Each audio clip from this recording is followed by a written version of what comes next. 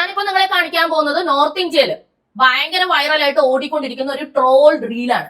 പാർലമെന്റില് വളരെ കാര്യമായിട്ട് വനിതാ ബില്ലിനെ പറ്റി ഒരു എം പി സംസാരിച്ചുകൊണ്ടിരിക്കുന്നു, ഒരു വനിതാ എം പി സംസാരിച്ചുകൊണ്ടിരിക്കുന്നു. തൊട്ടുപിറകിൽ ചില എം പിമാർ ഗോഷ്ടി കാണിച്ച് വർത്താനം പറഞ്ഞുകൊണ്ടിരിക്കുന്നു. അതാണ് കാഴ്ച. ആരാ എം പിമാരെന്ന് കണ്ടോ?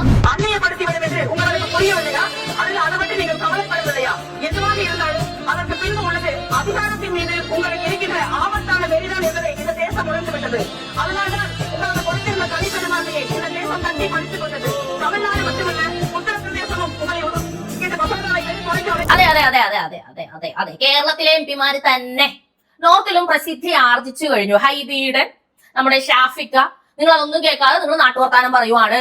ഇതാണ് ഇവരുടെയൊക്കെ സംസ്കാരം. ഇവരൊക്കെ എന്തിനാ പാർലമെന്റിലേക്ക് അയക്കുന്നത് എന്നാണ് നോർത്തിലെ ആൾക്കാർ എടുത്ത് വെച്ച് സ്പ്രെഡ് ചെയ്തിട്ട് ചോദിക്കുന്നത്. ഒന്ന് ആലോചിച്ച് നോക്കാം. നമ്മളൊക്കെ പ്രബുദ്ധരാണ്, നമ്മുടെ വൃത്തിയുടെ സ്കെയില് ഭയങ്കര മേളിലാണ്, നോർത്തിൽ ഇതൊന്നുമില്ല എന്നൊക്കെ പറയുമ്പോഴും അവര് നമ്മളെ ട്രോളുന്ന അവസ്ഥയിലാണ് നമ്മുടെ കയ്യിലിരിപ്പ്.